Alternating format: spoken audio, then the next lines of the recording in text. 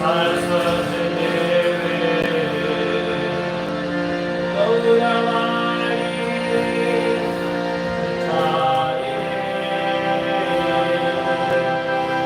निर्विशेषा शून्यवादी पाश्चात्यादेशा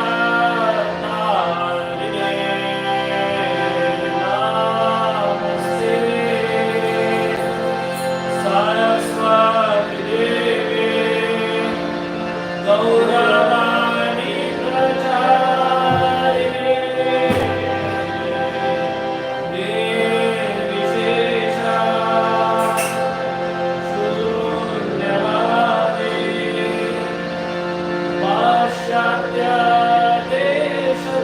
पाश्चात्यादेशधारिणे जय श्री कृष्ण चैतन्य प्रभु नित्यानंद श्री अद्वैता गदाधर श्रीवासदि गौरभक्तवृंद जय श्री कृष्ण चैतन्य प्रभु Nityanand Shri Advaita Gadadhar श्रीवासदि गौरभक्तवृंद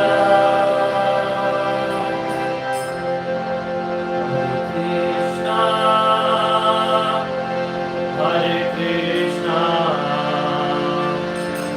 Krishna Krishna, Hare Hare, Hare Rama, Hare Rama, Rama Rama, Hare Hare, Hare Krishna. Hare Krishna, Krishna Krishna, Hare Hare, Hare Rama, Hare Rama, Rama Rama, Hare Hare, Hare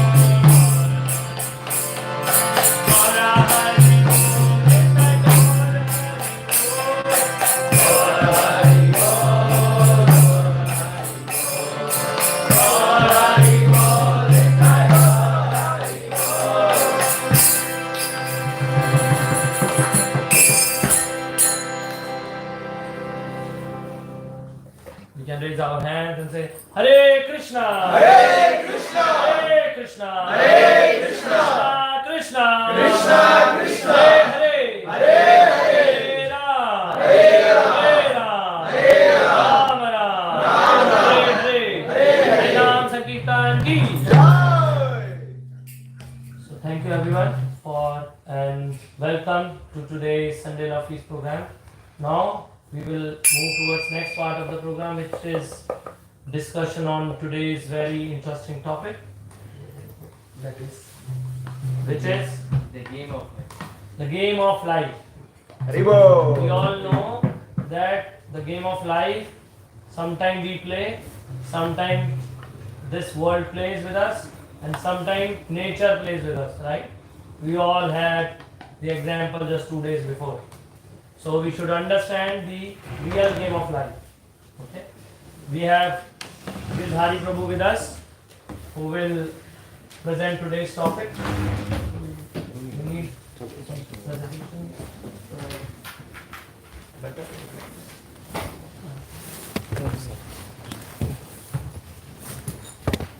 We can maybe come in front. If you want, you can come this side or this way. You can face this way. You will sit here.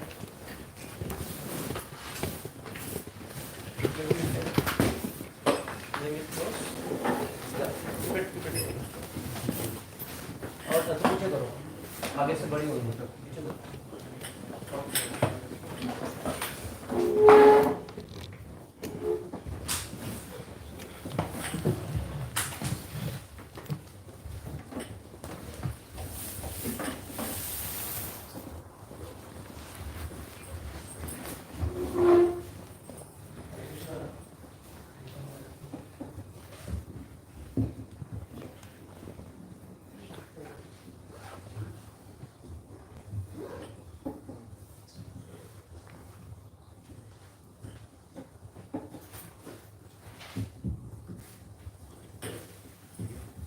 Hare Krishna.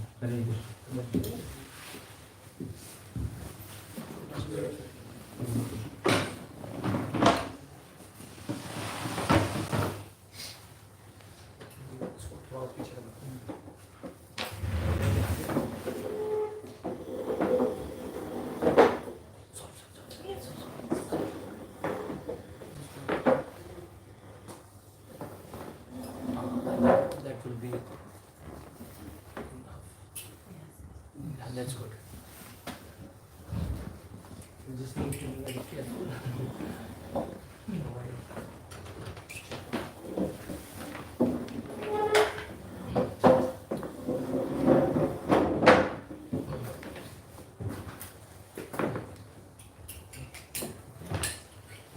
Hare Krishna. So, welcome everybody for the today's session.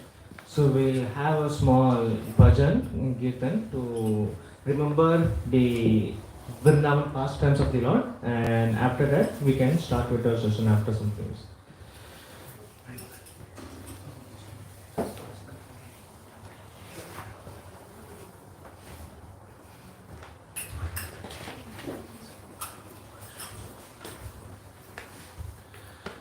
जय Ram Madhava Kunj Bihari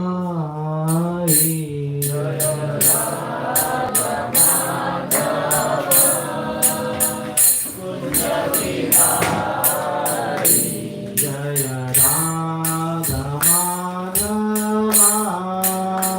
Kunj Bihari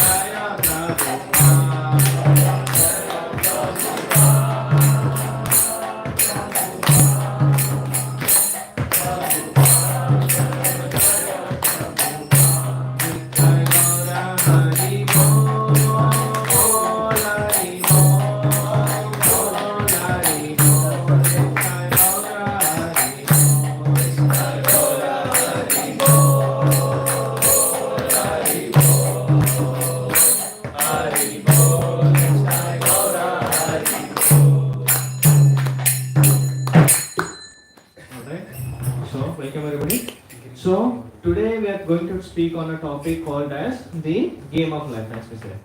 So,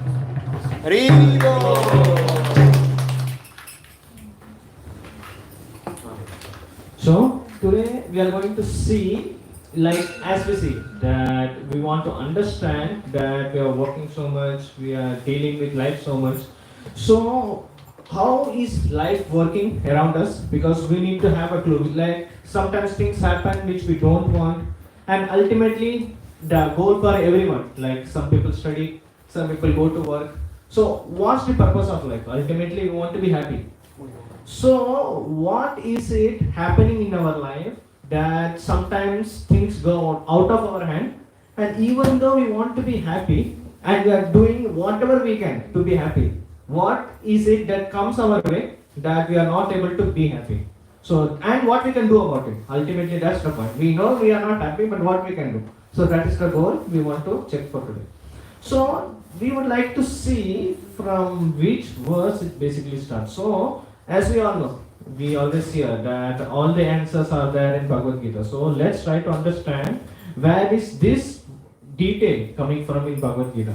So it comes from the 18th chapter of Bhagavad Gita. So if we see it's from 1837 to 1839 that we are able to see. Yeah, just.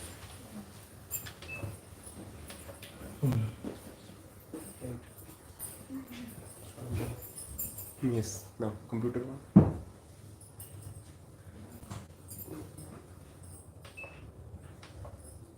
HDM. Yeah, I think we'll. No, HDM. Okay.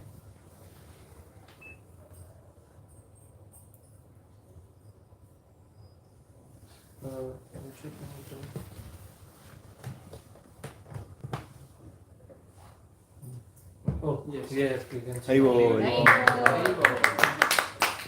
Alright, so these are the three verses which are going to see today, which is verse number 8 from 18.37, 38 and 39. So what are these dealing with? Let's see the verse and the purport and translation, and then we will proceed to what we are going to discuss today.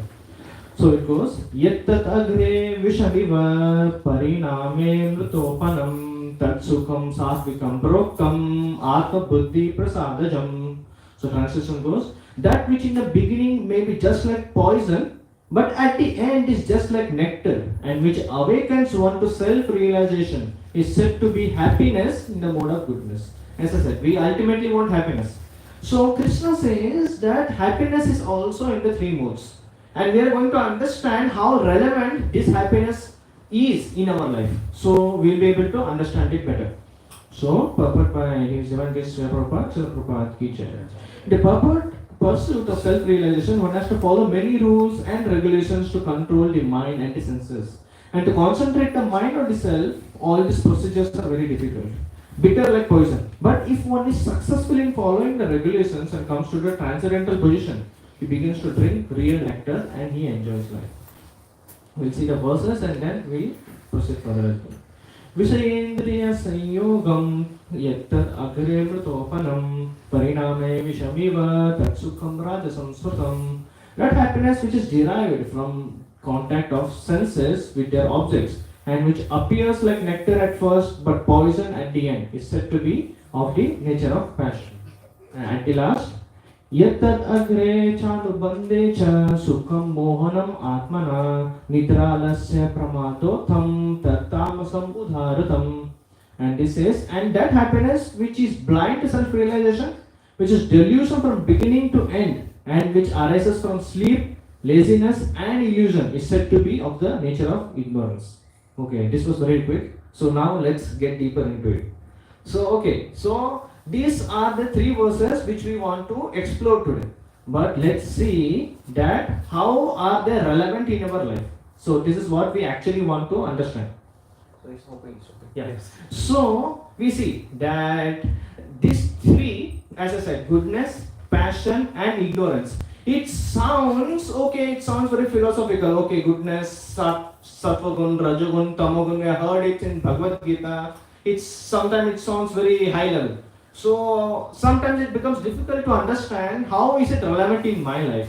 How can I understand its relevance in my life and what I can do? This is what we need to understand, right? Because until and unless we understand how Gita is applicable in my life, we won't be able to change anything in our life, because that is the goal of Bhagavad Gita. So let's try to understand how these three modes, which we say Sattva, Rajas and Tamas, what we just read, how they play in our life. For example, that's why I gave the title The Game of Life, because ultimately our goal is happiness. So that's why we saw the happiness in the three modes. And the three modes are like, the happiness in the mode of goodness gives us satisfaction, and happiness in passion gives us frustration, and happiness in ignorance or tamas gives us depression. We are going to see deeper, but I just gave an introduction. Why are these three modes around? Because we see that some people, or I can say many people, are frustrated in life. Sometimes it happens that we want to have a work-life balance, but unfortunately, it never happens sometimes. That we are told to stay overnight, we are told to come on probably weekends, and we don't like. And sometimes we want to, purchase some things, and we want to settle in life, but some things happen. Sometimes natural calamities happen, sometimes attacks happen, sometimes recession happens. So that time what happens? We often see that many people are frustrated, and we see that many people are also depressed in today's time. In fact, in Ireland, we see that around 42% of the school-going children are facing depression, and this is worldwide. I'm just giving the national statistics. So we can see even depression have become a common case nowadays. And finally, ultimately, we are searching for satisfaction.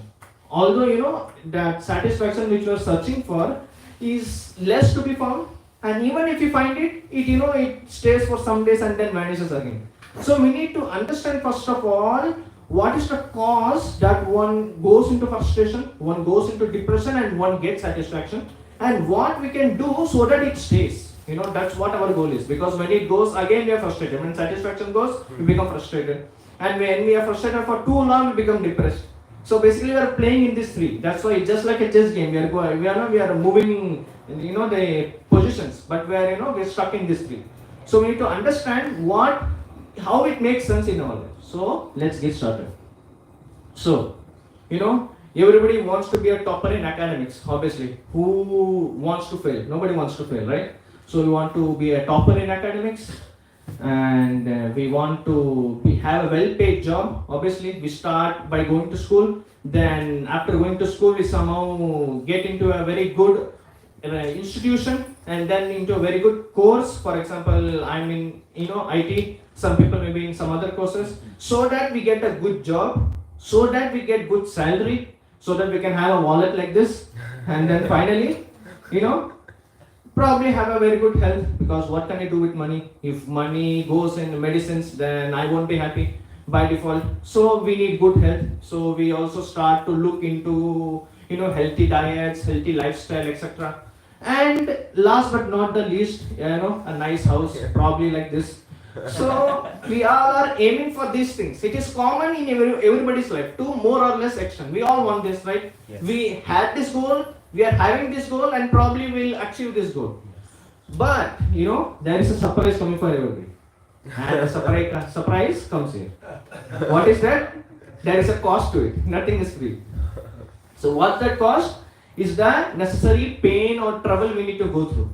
So what are those? We need to study well in advance. You can't avoid that. You have to get good marks, but for that you need to study. And you need to revise and prepare for the examination. Then you need to show up to fulfill your plans, dreams and resolution. If there is an interview, you need to prepare and you need to show up in the interview. Then okay, now you have got a good job. Well, for the project and meetings, you need to show up. And then when your work is going on well, you need to purchase a house, you need to do budgeting. If you have an income of 3,000 but you have a loan of 4,000, it's going to be difficult. And then finally, you need to maintain all those. That is finally discipline. So, I can study well for a month, and then probably I can lose track. Or I can, do budgeting for a couple of months, and then when the new year hits, I can lose my discipline, back to the square one.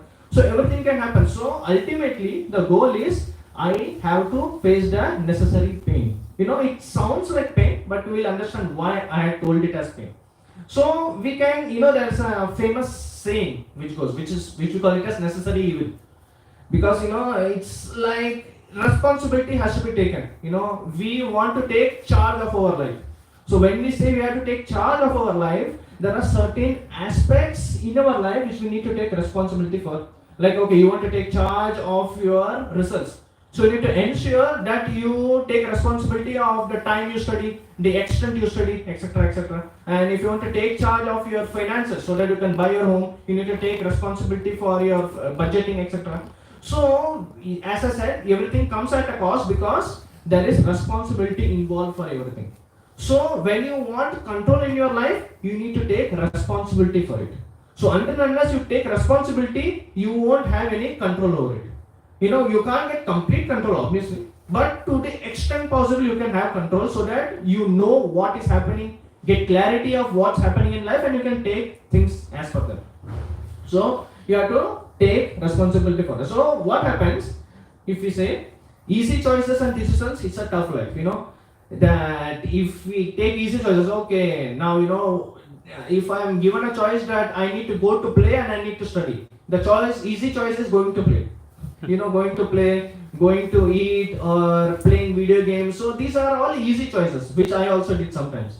So, and in that case, what happens? The life becomes tough, because obviously you lose time, then you have less time to study, less time to revise, and it gets difficult over and over. But if you do harder choices and decisions, then your life becomes easy. But the point is, at the end, you see here, one place it is easy, another place it is tough. Here it is hard, here it is easy. So basically you can't avoid responsibilities or pain. If we see in life, we already are doing that. Sometimes we have to take hard decisions. Sometimes we need to, no means no, yes means yes. Sometimes, my mother used to say, no means no. When I used to ask for chocolate, mother was like, no. If I ask again, mother says, no means no. So in the same way, sometimes we need to take the tough choice. Either if we make it easy earlier, then it becomes tough later. And when we make it, little bit harder earlier, then it becomes easier later. As we say, when it gets tough, the tough gets going. So in the same way, either we make it easier earlier, then it becomes tougher later, or vice versa. So when I said the happiness in the mode of goodness, passion, and ignorance, so what does it actually mean? That, as I said, happiness in the mode of goodness is basically, initially we give commitment and responsibility.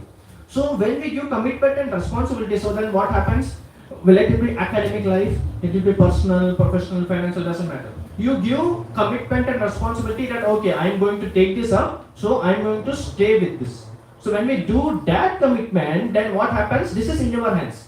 Then these two are automatic. So automatically what happens? Personal inconveniences show up. We will have some inconvenience. Okay, I don't want to get up early so that I can do the studies, but still I get up. I have a favorite, probably I can say, I have a favorite cloth to buy in Zara or H&M. But because I'm budgeting and my budget is over, I don't buy it this time. So sometimes you need to make that hard choice. But what happens? That gives inconvenience, but we stay on the path realizing the worth behind it. We need to, because we realize, okay, it is difficult, but because it is necessary, I will still do it. So when we understand what we say, that we understand the longer benefits, looking far-sighted. So when we see the longer benefit, then automatically what happens? Although now I am feeling a little bit difficult, in the longer run, I can benefit more. So when we do that, that basically leads to peace, harmony, clarity, and positivity. This is what we are actually searching for. We want peace because we don't want to have sleepless nights. Already there is a problem of insomnia. So we want to have peace. When we have peace, what happens? We get harmony. Harmony means we can think about our other aspects of life. It's not that my work is, because of a problem in work, but at home I'm thinking about it. In my dreams I'm thinking about it. In traveling I'm thinking about it. It happens. So automatically there is no harmony if there is no peace. And when we have harmony and peace, we get clarity. Okay, what I have to do in life. And when I get clarity, ultimately I can have a positive mindset. So this is what we are searching for. Ultimately, this is what we need. Yes. So, and for that, what's the cost? We commit to something. So when we have a commitment, we stay with it. And when we stay with it, it's not obviously going to be easy. but at the end it's going to give its fruit. So this is what the mode of goodness is. Obviously we saw it awakens us to self-realization. I will come back to it later. But this is what overall how we can see the relevance of mode of goodness, what comes in Bhagavad Gita, Satvika, Sukham. So that is basically, this is what it is. Initial commitment and responsibility. If we give this, which is in our control, automatically these two things happen in our life. And this is what we are looking for. But when we go ahead to the mode of passion, what happens? Stay until it feels good. It sounds very relevant probably. So what happens often, maybe we have faced it, or probably we were at the recipient end also. Sometimes we committed it, or sometimes we faced it from others. That people stay until it feels good, and the presence is conditional. Probably like for example in my masters, I had a friend who joined us for the project, but then he saw that this new language is very difficult, and then he went away to some other friend because he found that more easier. So basically our commitment is very conditional. So it's not that okay, even if it gets tough I will stay and we will sort it together. There is no commitment. It's like I will stay till it is good, but if there is some problem I will vanish. So if you do that, what happens? Initially it feels good, okay, I evaded the problem, now no more problem. We try to find a peace for that moment. But what happens? Given up the inconveniences show up, motivation fades, and sometimes something else feels attractive. Like we can do that. But what happens? You run away, there is a saying that you run away from your neighbor because he's bad. You run away 100 kilometers to find that your neighbor is again like that. So in the same way, what happens? Even if you run away, the problems are not going to go away. So that's the point. When the problem are not going to go, and if you are going to not commit, so basically it's like you are a jack of all and master of none. You are not going to commit to anything. You are not going to achieve anything. So first of all, there is no achievement because you are not committing. Second thing, because you are not achieving anything outside which is worth of you, you are not getting satisfaction inside. So there is neither achievement and there is neither satisfaction. And what you are doing, you are going here and there. So this is what happens. And when this happens, automatically what happens? We see nowadays, we question our worth. Am I worth it? Or am I good enough? Etc. Which happens in our life. Why is this? Because we didn't commit to something difficult. And when we don't commit something, then what happens? Automatically, problems are anyways gonna come. So it will become a habit that we keep quitting. And in that process, we are not gonna grow. From inside, we won't be growing. And when we don't do that, neither achievement nor satisfaction. Clear? Is it clear to everyone? Yes, Guru. Yes. Yeah. Yeah. So, and obviously what's going to happen is this leads to frustration. It's like, oh, I wanted to become the best person in my company. I wanted to learn this. I wanted to become the team lead. And it's not happening. Then automatically when that's not happening, we are not getting project. What happens? That leads to anxiety. What if they lay me off? Then automatically anxiety comes. And then that anxiety runs on loop because already we are not committing, and that we don't know that this is the problem of my not being committed is the problem we don't realize. So what happens? We run in a loop, frustrated of not achieving anything, anxious of we being laid off, or basically we becoming redundant in any sphere of life, and that leads to burnout. It's like I can't do anything because we never realize till today probably. So it burns us out. That okay, I don't know what to do, I'm fed up. And that leads to one here it's like a junction. Either we become workaholic. Okay, let me give 20 hours instead of 10 hours.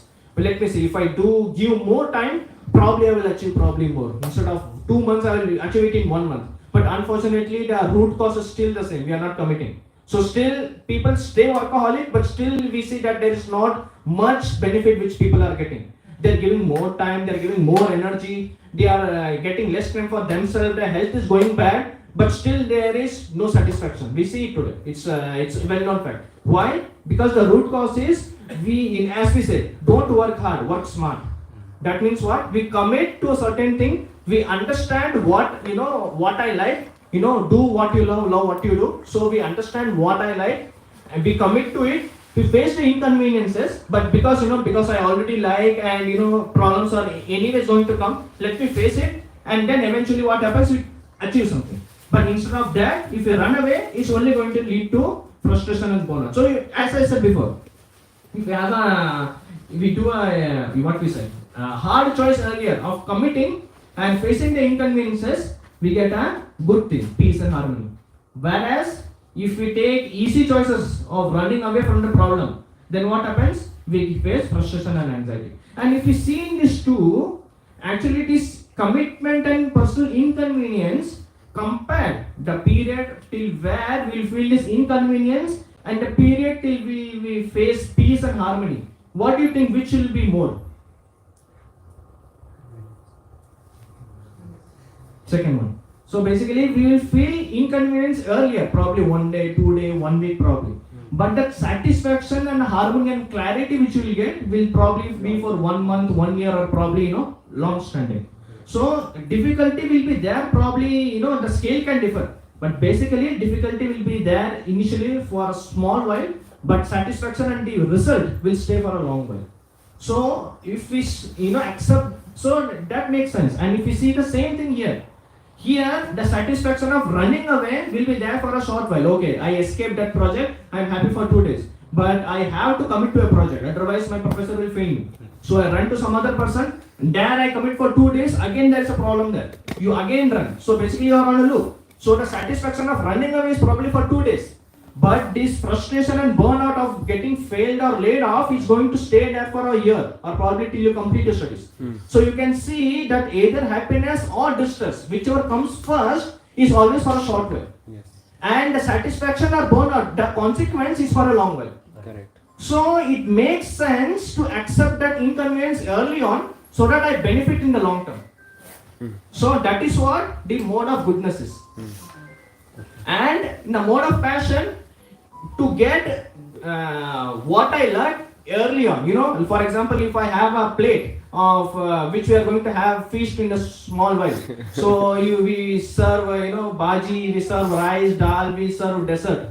So some people might take dessert first and some people might take dal and sabzi first. So in the same way, it's better if we take the hard choice first of all, so that we benefit in the long term. So this is how we can find how practical Bhagavad Gita can be in our day-to-day life. But here it doesn't end. It sounds good, okay, Prabhuji, it's nice, very nice.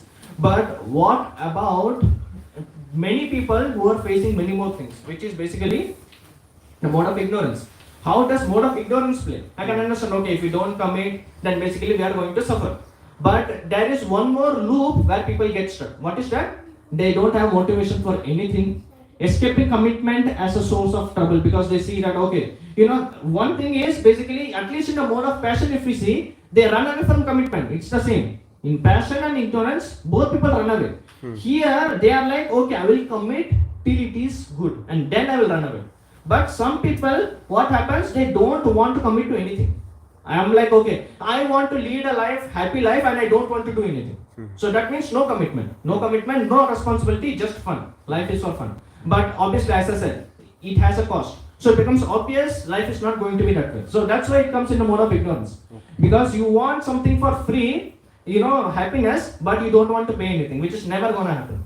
So that's why, and hence what happens? Because they think that, commitment is a source of trouble. Yes, as I said, there will be trouble. There will be inconvenience. But if you're going to run away from it, then what happens? There won't be any motivation for you to do anything. And then you won't have any purpose or direction because you're not committed to anything.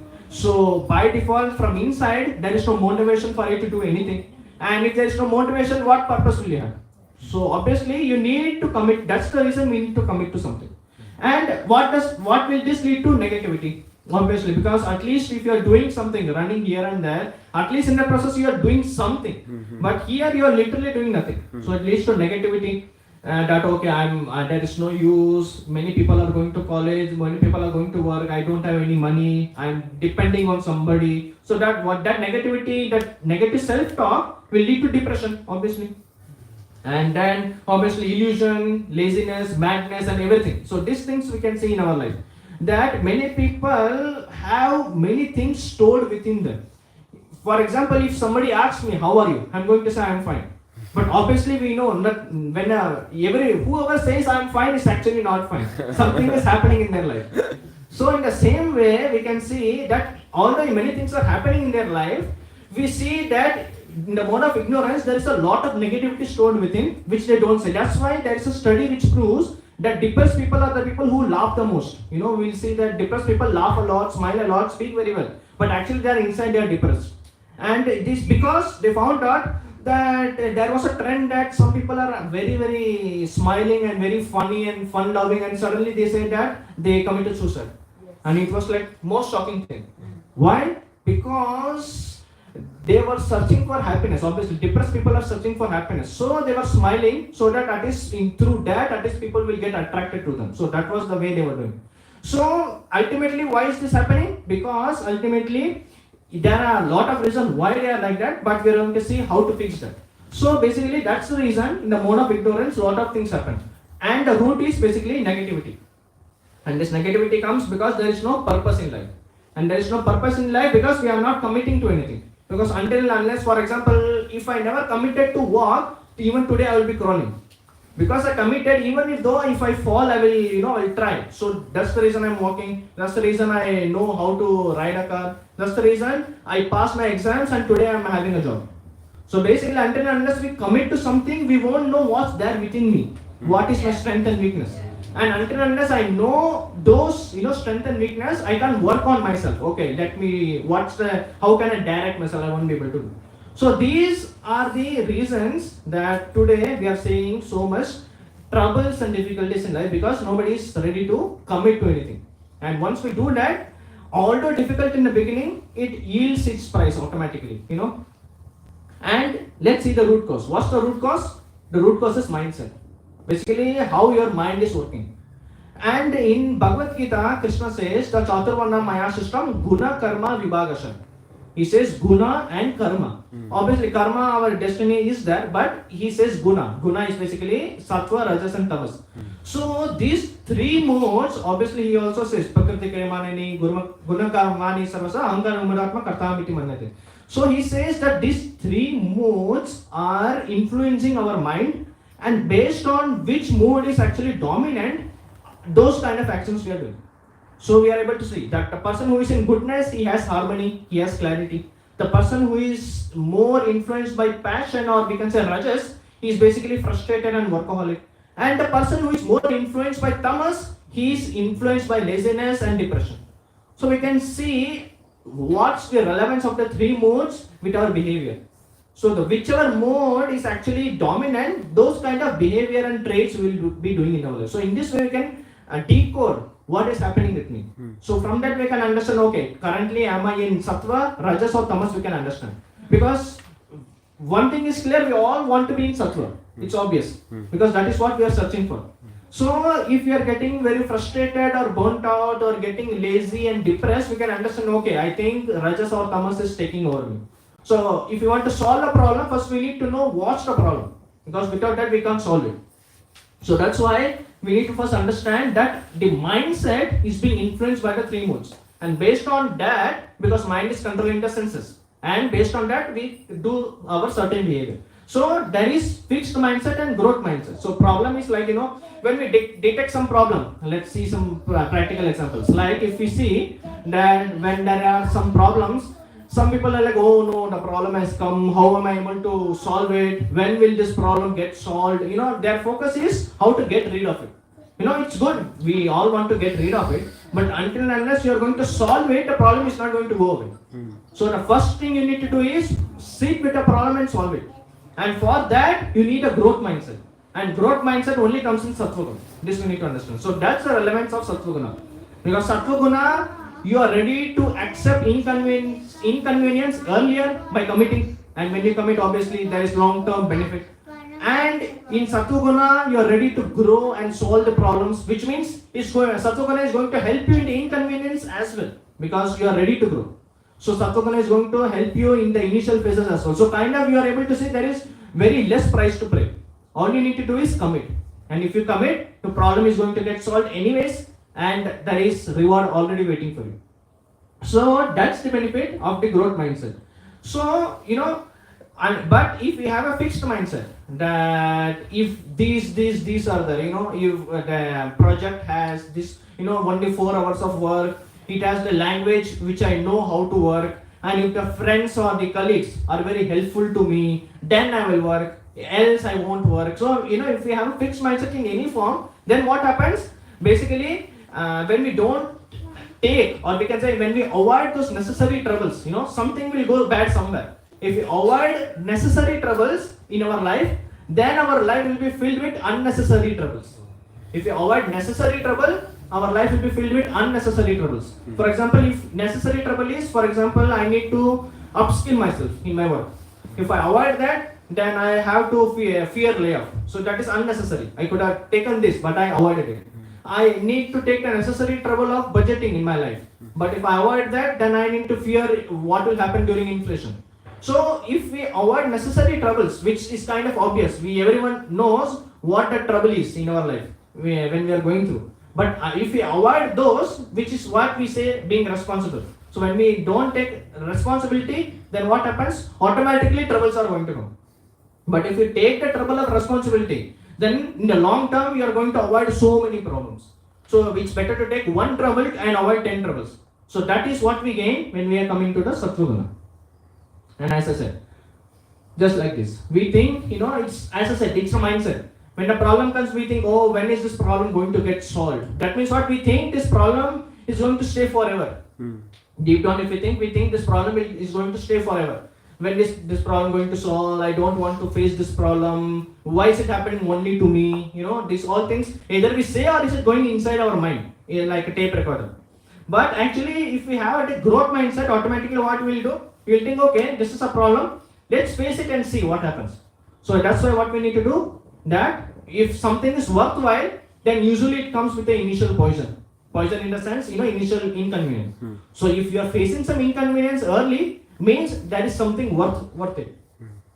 And everyone faces it. This also we need to remember. Sometimes the mind says it's only happening with me. Especially the social media has made it more worse. We are thinking the other person is going to, probably Miami Beach or, for example, New York, and we are thinking that I'm sitting in a home depressed. But actually, they are also facing some troubles. But they are not going to post it in social media, obviously.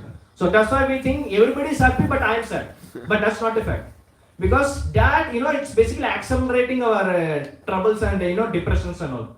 Because we are continuously comparing with everybody, and in that comparison, already we are thinking we are a bit low because of all the troubles. And by that comparison, we still go down. So, basically we are, asking for more trouble in this way. So basically, we need to have a right mindset. And as I said, that comes with Sattva. And how to come to Sattva, we are going to speak on that. So basically, when we don't do that, then obviously it's inconvenience are worth it. Everybody faces those problems, so you are not alone. And the initial layer is not long enough. It is just our perception that I can't take it anymore. I can't learn this. It's not possible. Whatever. All this negativity, if we tolerate this negativity, Krishna says, tam titikshasco bharata. Matra spasya kauntaya sitosta sukha dukkha agama paino anityas tam titikshasco bharata. Just like summer and winter season. When the summer comes, now we are like we feel very warm. We open the windows and sleep. And when the winter comes, even if we close the window, turn on the heater and put the sweater and all, still we feel cold. So in either cases we are not happy anyways. But we need to tolerate anyways. So in the same way, if we tolerate things in our life, then automatically what will happen? Eventually that difficulty will go away and we will see the benefit of staying in this. And as I said, okay, this is done, but the main thing is, by the way, any questions to anyone? Yes, Prabhuji. Yeah. Like you explained fixed mindset and growth mindset, but do like in life you are dealing with many things. So in every field we cannot show like growth mindset. Means like personally I feel like if some things will be stable in my life, then I can extend myself in other fields to excel. So and that too you mentioned like only growth mindset. Growth mindset can achieve in the mode of goodness. But if you compare these two slides, mode of goodness and mode of passion, mode of passion also they are also having growth mindset, right? That's why they are worth only. Then how means like, but I don't means like in my view we cannot deal with every situation with growth mindset. If something will be stable, yes, then how we can say like only growth mindset having only mode of goodness people can have growth mindset. So, good question. So, that's the reason we need a purpose in life. Because Everybody having purpose. See, those that are working in mode of good passion also, they are also having purpose. That's why they are becoming workaholic. Right? So they have also purpose. yeah, they also have a purpose, but is that purpose justified? We need to see that. I can think I want to become a millionaire, But that may not be justified for us. Maybe for that person that means purpose may be justified. well, but ultimately, what's the goal by he being he's workaholic because he wants to achieve some money or fame or something, and what he wants to do with that money or fame? That is up to that person. Ultimately, happiness. Yeah. But in that process, he's not getting happiness. That's the point. But that means he's not positioned properly. That's relevant. Because any workaholic person, it's not that he's happy now or he's not happy now and probably he'll be happy later. Because it's history speaks. It's not mine. So history speaks that even though some person may be workaholic, he might give more time. But ultimately, although his purpose is ultimately to be happy, kind of is abstract. I want to be happy. Everybody has that abstract goal. But is he really happy? You know, that purpose of life is ultimately happiness. So is he really that? Yes?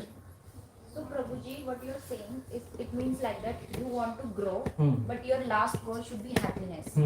Some people, they are doing lots of passion that I want to be this scientist, I want to be this Indian, but their end goal, they want happiness, but they won't be happy. So grow, use your intelligence, whatever you want to grow in your career or in your personal life, but you should get a permanent happiness. What do you want to Yeah. say? This is a thing you are saying, right?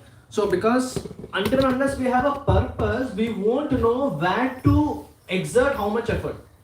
So until unless I know, for example, I know that okay, in my work life, I want to go 8 hours of work. So I will do 8 hours of work. If there I need to do upskilling, I will do those many amount of work because I know okay, my purpose of life is basically I have a good professional life.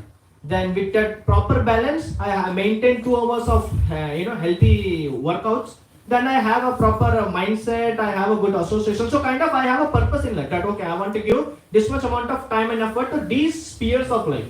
But if I don't have this purpose or clear goal in my mind, all I know is I just want to be happy. Then what will happen? Okay, let me work 20 hours. So ultimately, my goal is abstract, but there is no fixed purpose in my life. Because I think that money or fame can give me happiness. But that is also not fixed, it's just abstract. Maybe becoming famous will make me happy. Maybe money will make me happy. But he is not sure, he thinks maybe. And based on that, he is running behind it. So there is no purpose fixed as such in his mind. And that is the reason what happens, he is committing to it, but ultimately he is not getting happiness. Because the efficiency of a product is obvious by its outcome. For example, if I am taking a medicine, whether it's a real medicine or fake medicine, I will get to know in 3-4 days. Whether my fever is going down or not, from that I will understand is it a real medicine or not. So in the same way, what we are doing, how efficient it is, it becomes obvious by the result what we are doing. So like someone is workaholic and if he is working so hard, we see that at the end they are actually not happy. Because first of all, anyways, the model is flawed because you are not balancing your other spheres of life. And you are saying, I want to be happy. But you don't have time to be happy. You are given so much time for that product, you don't have time to be happy. So in this way we can understand that we have not understood what our life is, what I need in life, and we have not structured life. So from this it becomes obvious in workaholism.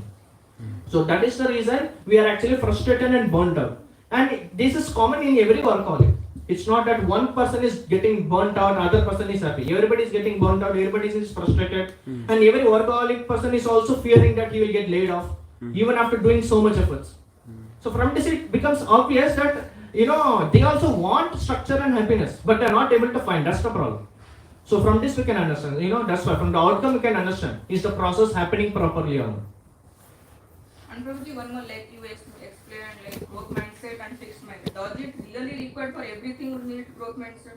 As I said, you need to understand what are the requirements in your life. For example, for me, spirituality is important. For me, good association is important. For me, health is important. So accordingly, I give sufficient amount of growth to those spheres, and I give sufficient amount of efforts consequently for my work. I don't, they say, don't put all the money into one piggy bank or whatever. So basically, you invest properly in proper places. It's a free financial advisor. So in the same way, what you do, understand which areas of life needs how much effort, how much priority. And according to that you give. So that's why we say we compare with others, right? Why it doesn't work? Because my priority in life is different, my personality is different, my goal is different. So if you copy, it's not gonna work. Because your priority is different and your definition of happiness is different. So that's the reason you need to understand yourself, and accordingly you need to plan your own life. And how do you understand yourself? That is the reason we need Bhagavad Gita. And we're going to come what role Bhagavad Gita will play in the solution part. We're going to see that. So that's that, because we are speaking all this, but what's the point if we don't know how to navigate? So that's where we're going to come soon. So as I said, mindset is the problem, right? Mindset in the sense mind is the problem. Yes. So what does Bhagavad Gita say about the mind? Like we see, we break, we make New Year resolution. From this month I'm going to go to the gym. From this month I'm going to have control over my calories. But what happens? After 1 month probably we lose it. Yes. Then we see, unable to follow a disciplined routine. We are not able to follow a discipline. Every day I go for a jog, doesn't happen. Then we miss out on doing something we wish to do. Yes. Then that is what basically we say procrastination. Yes. I wanted to study, and ultimately I study just 1 day before the exam. So that's procrastination, because now I don't have an option. Then lastly, do something we don't desire to do. I didn't want to become angry, but I became angry. So basically then what happens? We regret and we feel guilty. So all these things happens, and if you see, there is one common center, which is basically our mind. So the mind is the cause we are not able to, and ultimately what does that mean? We are not able to commit. Discipline means commitment. And when we don't commit to something, which is the core of sattva, obviously we will fall into rajas or tamas. We are going to feel anxiety, frustration, depression and everything. So, and what does our Bhagavad Gita say about it? Arjuna says, Atakena prayuktoyam papam chariti purusha anichana pivarsnaya balad iva niyojita. That, O descendant of Krishna, by what is one impelled to sinful acts even unwillingly, as if engaged by force. Probably we can relate, sometimes we do that. We don't want to do that, but we still do it. We regret that why did I do it, and after some days or months we again do it. And then our guilt again increases. So basically we are just stuck with the problem. We are not able to find a solution to come out of this loop. So this is what Arjuna asks. And at the same time Krishna says in another place in Bhagavad Gita 6 that Udaret Atmanatmanam Natmanam Avasadaye Atmaiva Hyatmano Bandhur Atmaiva Ripur Atmana. One must deliver himself with the help of his mind and not degrade himself. The mind is the friend of the conditioned soul and his enemy as well. This is interesting. That's what we spoke. Like Arjuna says, I'm not able to do what I desire to do, and in fact I'm doing the opposite. So I'm suffering because of that. What can I do? And Krishna in another place is saying that one should deliver himself with the mind and not degrade himself. So he's saying that mind has some role to play in this. And what does he clarifies ahead? Mandur atmanastasya enat mai vatmana jita atmanas tu satrutve vartetatmaiva satruva. For him who has conquered the mind is the best of friends. But for one who has failed to do so, his mind will remain the greatest enemy.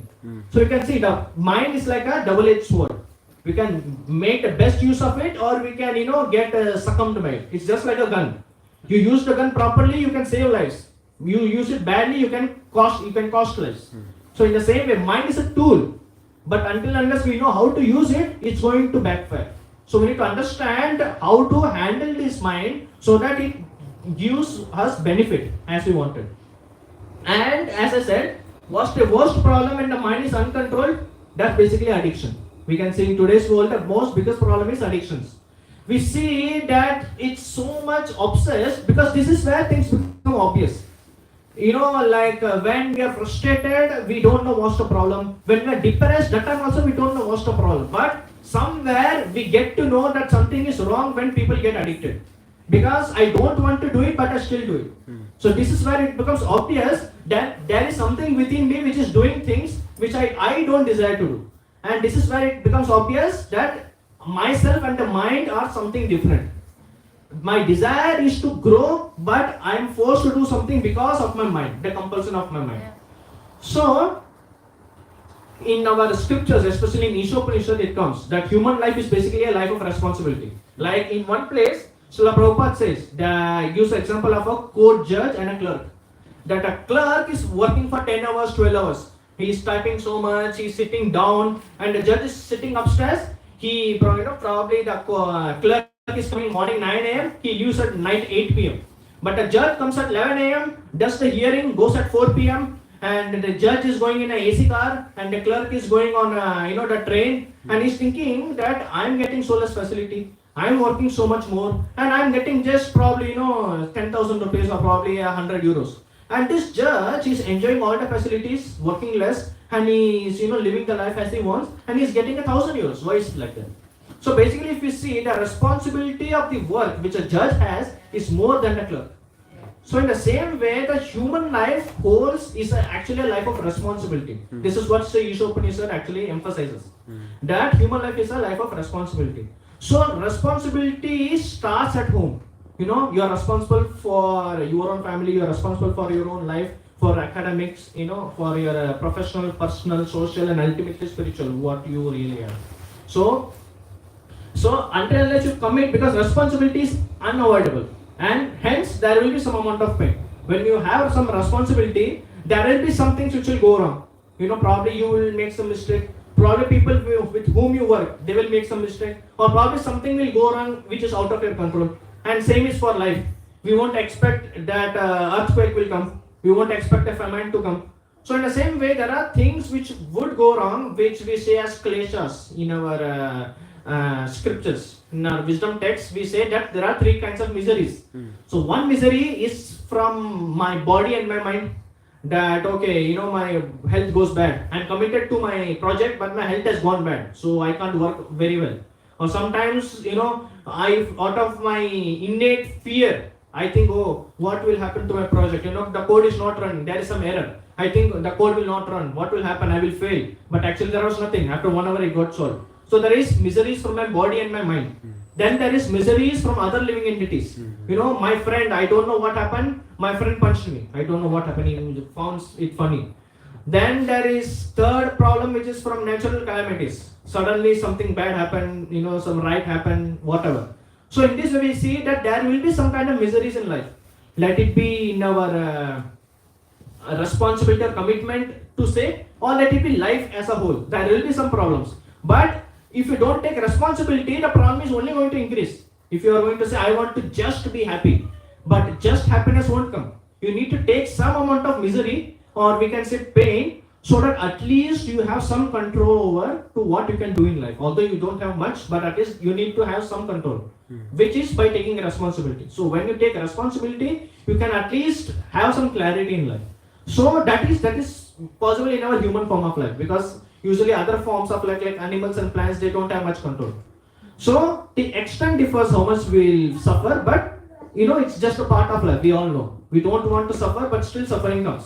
It comes in Bhagavatam that we don't get out of our house that I'm happy for 1 month, so now I'll do something so that my neighbor becomes angry and he gives me misery. No, I don't go out specifically to find misery, but misery still comes. So instead of running away from it, why don't I just face it?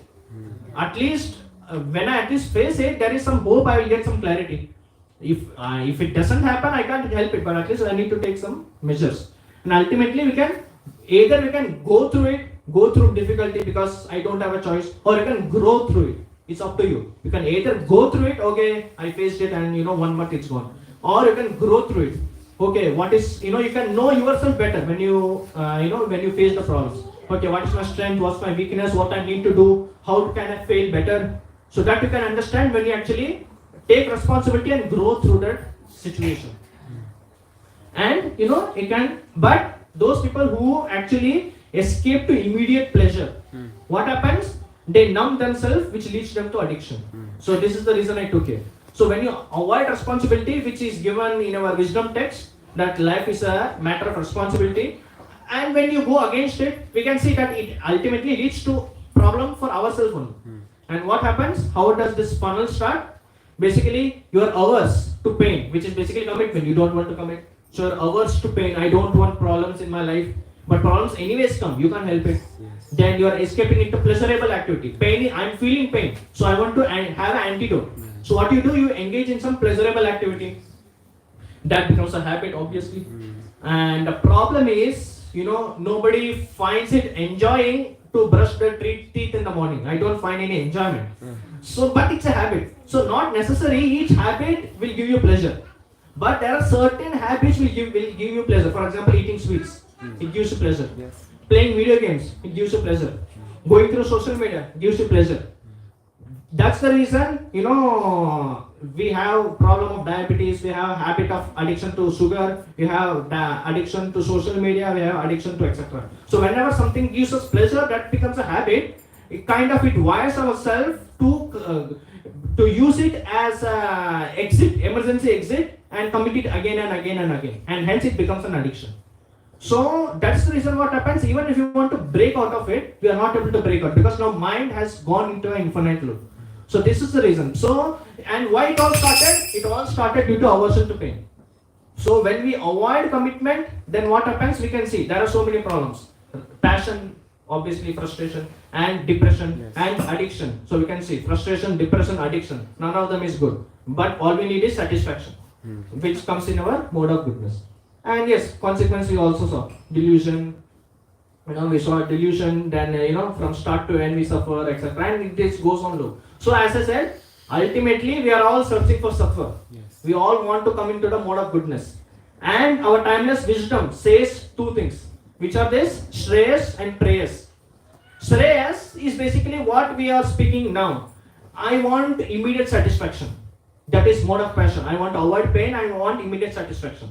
Or I want to avoid discomfort completely in my life. I just want pleasure, which comes into addiction. So when we go into Shreyas, which is immediate gratification, we get stuck into this loop of misery. And when we go for prayers, which is basically thinking long term and committing to inconvenience, temporary inconvenience, which you also call it as tapasya, austerity. We do the austerity of facing the difficulty early on and committing to it, so that in that process we learn, and sattva gives us the growth mindset as well. So I grow, I learn, the short phase of inconvenience goes, and eventually I also get the nectar. So this is the goal. This is why the wisdom says that commit to the long-term goal by committing austerities and coming to the mode of goodness and being responsible. But okay, this sounds good, right? This is what we ultimately want to do. So the goal is what we said, that commitment, responsibility and commitment. But you might say, okay, Prabhuji, this sounds good. From today onwards, I will do. But probably somebody will raise their hand. Probably before that, I will answer that also. So somebody might say, okay, I am committed, but problem is coming in my life also. What can I do? You gave me a promise that if I commit to everything, I will be happy. Some inconvenience and then I can be happy. But I see that even I am also not happy. Sometimes things happen. I also suffer long term also. For example, if there is recession, even a disciplined person has to face the problem. Correct. If there is war, if there is some attack, or if there is some famine, whether you are disciplined, whether you are frustrated, or whether you are depressed, everybody is going to face the problem. Yes. So and at that time you are not anyways going to be happy. None of them will be happy. Obviously, the whole world goes into suffering and depression and misery.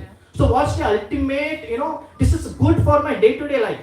But as I said, miseries are anyways going to come. Even in a disciplined person's life, misery will come. He will solve it, but still miseries will come. And sometimes unavoidable suffering will come. As I said, miseries of natural calamities and all. So what's the ultimate solution to be happy? Can't I be happy always? Because that's what we actually want. We always want to be happy. Correct. So what's the goal? The goodness, but goodness is also not good enough. As I said, sattva is mode of goodness. But that goodness is also not good enough. It's better than the other two, goodness, passion and endurance. Among that, goodness is good. But it's not completely good enough. Because I always want to be happy. Because what bad did I do? I never do bad to anyone. But still bad thing happens to me. So obviously we have a solution for that. So what is it we are searching for in life? And what is the purpose of our life? So actually the purpose is basically let's see our nature. Okay. If we see it is actually a quest for happiness. Ultimately, we are searching for happiness. Ultimately, I study well to get a proper job, to get money, to have so many desires fulfilled, so that I can be happy. But I see in practice, this is good in theory, but in practice it doesn't work so well. There are so many factors which are beyond my control. So what can I do so that I can truly be happy? There should be some solution. So, and ultimately what's our nature? To love and be loved. Ultimately we want to love others. Either we love our parents, either we love our elders, either we love our loved ones, dear ones, or either we love our pets, or either we love the society. Our goal is to love, and we expect that we will be loved back. This is what our scriptures say, that our nature is Satchit Ananda, that our nature is Sat, eternal. Nobody wants to die. I don't want to die. Then Chit, knowledge. We want knowledge. Everybody is searching for knowledge. I search knowledge probably in my career. You search knowledge in civil, you search in mechanical, or probably afterwards you search for how to have a better health, and ultimately search for what's the purpose of life. So anyways, we are trying to find knowledge everywhere. So because knowledge also gives us some happiness, some satisfaction, and ultimately Ananda. We want to be happy. We don't want problems. That's the reason we solve problem, because after solving problem we can be happy. So our nature is Satchit Ananda, which we can say one way, in short, to love and be loved. So even a disciplined life can have disruptions and dissatisfaction, as I said.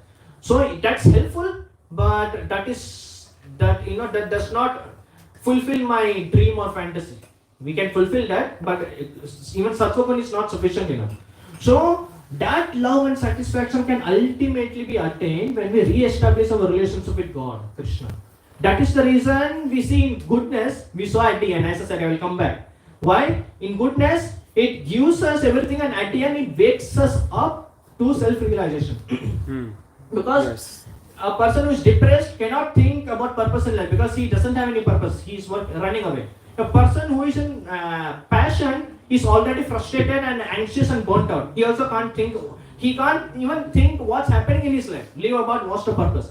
But who is actually in goodness, he's in a position and he's in a balanced state that he can think something beyond what's happening currently, because his current life is fixed.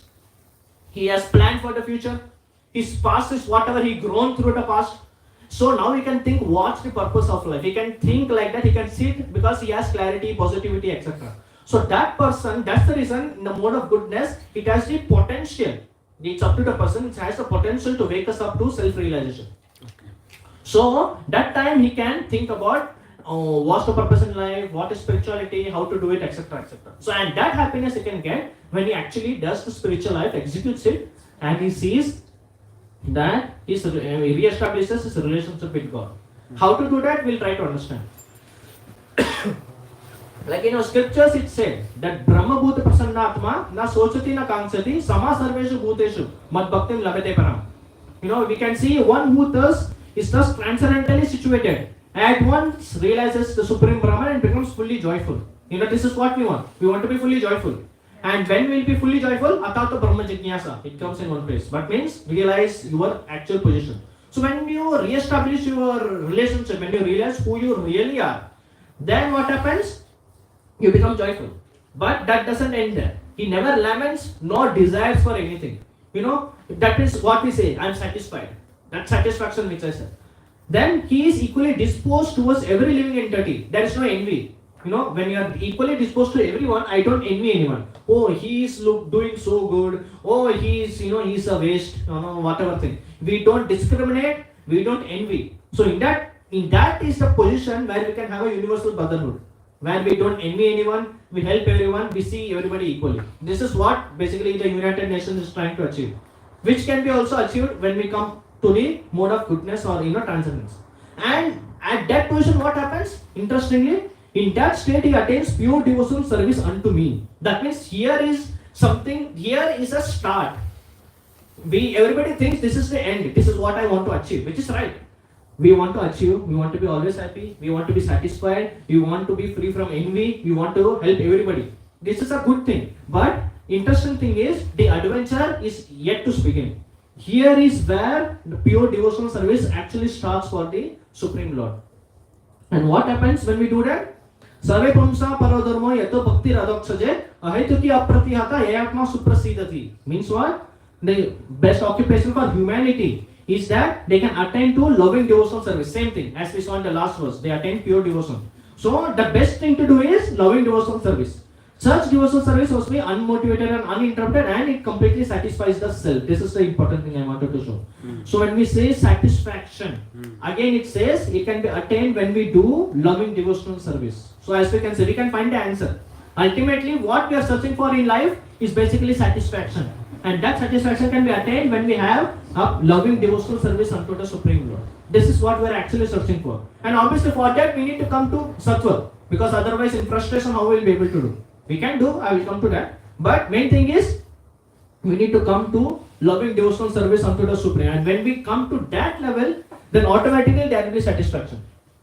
And there are, I will quote some more to make it more clear. Akama, we can, somebody can say, okay, fine, you say that we need to have a good relationship, etc. and all. I'm not currently in Sattva. So, obviously, somebody are in passion, somebody are in ignorance, etc. What can I do? Is there some hope for me?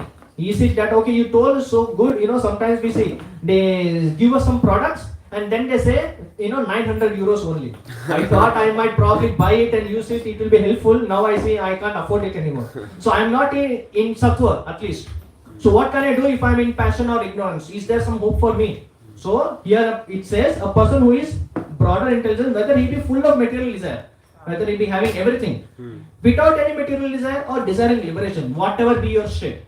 Whether you are having many desires, you are not having any desires and are satisfied, or you don't have any desire to attain but you want liberation. Whatever it be, first by all means worship the Supreme Whole, the personality of Godhead. Means there is no qualifications or prerequisites that needs to be seen. That okay, now I am qualified to start, my spiritual life. You can do it anytime, whatever your state be.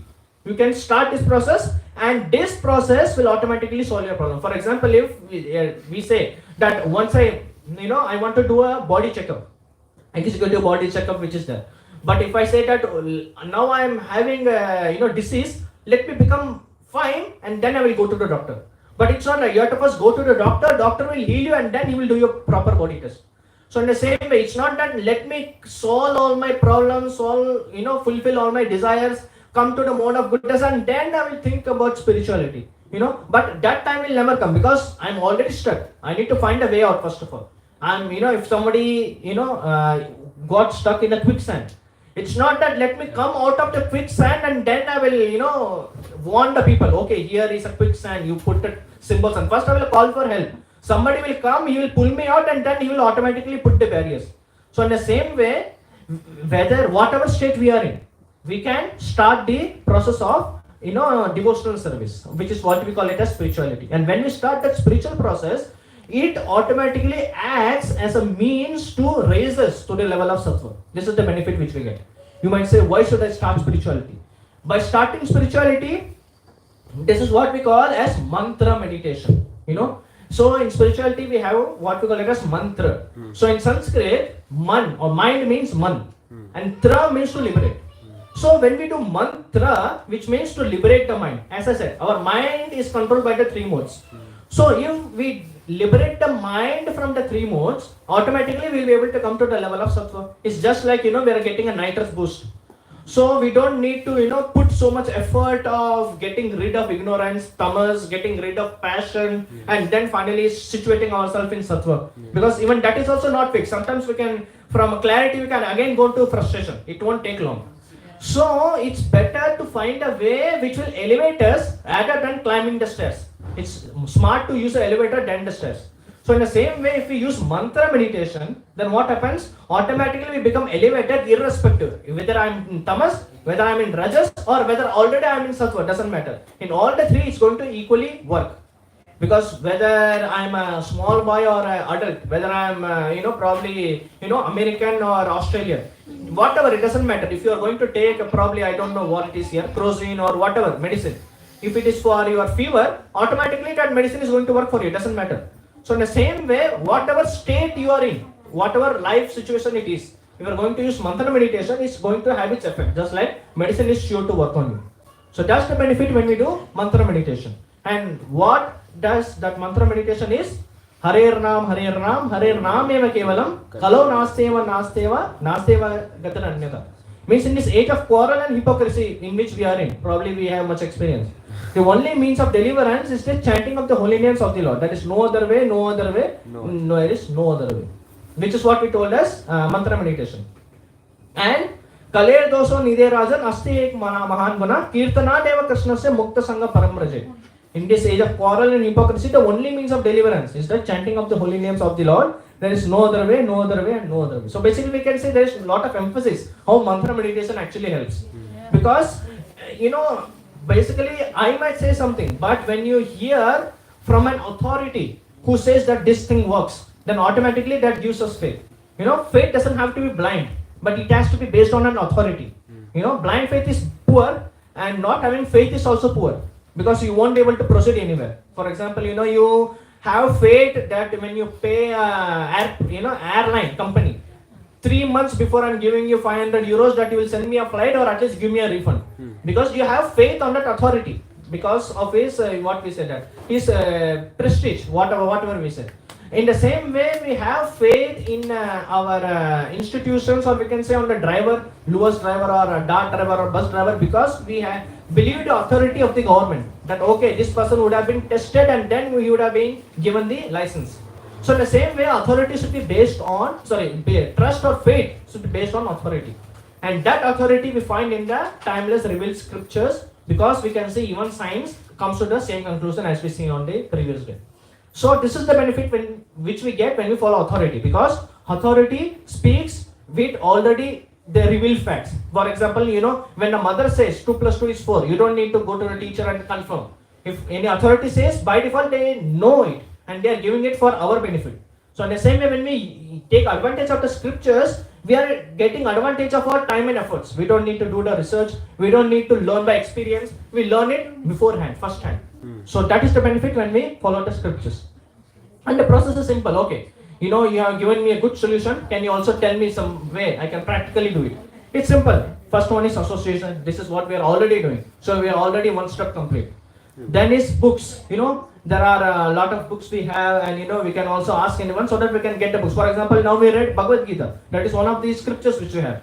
So reading books is the second way. So that, as I said, scriptures. When we access the scriptures, we get knowledge which will benefit us only. So books are the second way, scriptures are the second way.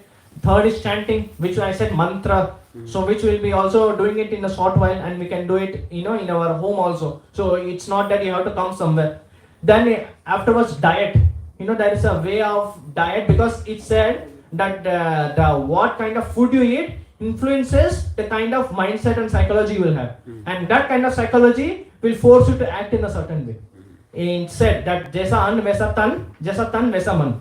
So that's why it's important that we have an eye on what we are going to eat. And that's what we call it as prasadam. So when we have prasadam, that also automatically elevates us. So chanting elevates us, Scriptures, I said, authority. Association. Yes, whoever wants to have a startup, he goes to an association of people who are actually, trying to have a startup. Like, we have some Go Island or something, I don't remember. So they are basically giving opportunity for startups. So if lawyers have their own startup council, and lawyer council, dentists have their own council, architects have theirs. So when we want to uplift ourselves, and especially in spirituality, where there is guaranteed, because it's been tried and tested. So we need to come into this kind of association, online or offline, whatever way we can. Then books, scriptures, as I said, chanting, mantra, as I said. Then diet, prasadam, and last is engagement in service or ekadasi. So after some time, we you can contact us anytime or anyone, so that you can also engage in service. As we say, sharing is caring. So automatically when you engage, when you share that love, automatically you will also feel satisfaction, especially when it is connected spiritually. You can see you are giving the highest benefit. Then you will also feel satisfied. That person will also realize, oh, there is something like this. Like today you all know, but many people outside don't know. So probably you can also help them. So in this way it's so simple. There is no rocket science here. Like spirituality doesn't need any labels or something. We can see, you associate with the right people, you read the right books, you chant the right thing as which is bona fide, as we saw today, we have the right diet, we engage in service. So we can see we are actually anyways doing it outside, but we never knew how to do the right thing rightly. And today we know how to engage these right things in the right manner, so that we can get the right thing of satisfaction. So yes, so this is the way we can actually get the solution to all the problems of our life. We can get whatever be the entanglement, good solution is coming to sattva, but that also can get disrupted. So the best solution is to have a spiritual life in order to get the answers from authority who is already there, instead of facing them by experience, because experience is a little bit costly. It needs a lot of time, lot of introspection. You might get demotivated also, you can go a wrong way. So it's better to learn from someone else rather than facing it ourselves. So that's the benefit of following spirituality. Alright, so anybody has any questions? Yes, Tanush? Hare Krishna Prabhuji, thank you so much for this practical class and very nice use of transit. I forgot. Transitions, yes. Prabhu, I have two small questions. I want to understand, you mentioned that when someone is in mode of goodness, he commits to certain activities. So is it possible for someone to be in mode of goodness in one aspect of life and in mode of passion or ignorance in other aspect of life? Yeah, it's possible. And is that recommended by scriptures or? Like, it's obviously recommended. It's kind of, you will know the answer. It's recommended you be in goodness in all the aspects, but you need to. That's why it's important that to introspect. It is spirituality is also practical. It's not sentimental. You need to introspect your life and you need to see what's coming in your way, and accordingly you need to have the right association, and you need to and refer to scriptures, and automatically you understand where you're going wrong and what's happening in there.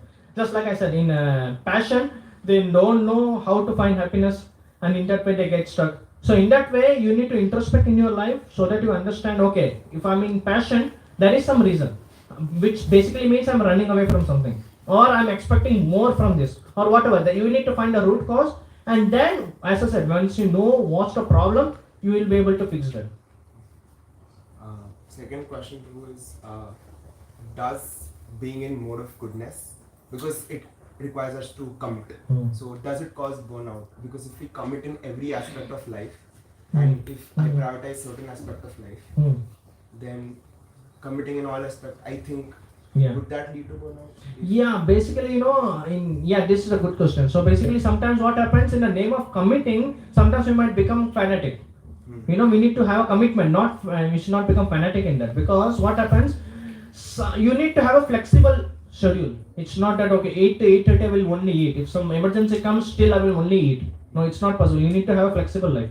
So you need to understand that, if there is a certain miss, you need to understand why you missed it, and you need to understand, was it because of emergency, or was it because of laziness or inconsistency or whatever.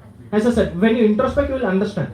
And as I said, you need to readjust your life, you need to shape your life. Life is always dynamic. So when you adjust your life accordingly, then you will understand that, and here, as we know, if it is important and urgent, do it yourself. If it is not that urgent, you delegate to others. Otherwise, you postpone it for some other day, or otherwise you eliminate it, as we hear from people. So you need to understand and analyze those things. So much of the things becomes clear when we introspect and analyze those things. Thank you. Yes, Mataji. Krishna Prabhuji, thank you so much for the class, for translating such scriptural understandings in simple words for all of us. Prabhuji, my question was that people often get confused in understanding what destiny is or what reaction is. So I have had this encounter with somebody who said, when everything is already written, then why should I endeavor to do anything at all? This might be a question for somebody who's attending for the first time, or is very new, somebody who's like me. So can you just make this clear, how can we understand this mindset and change it?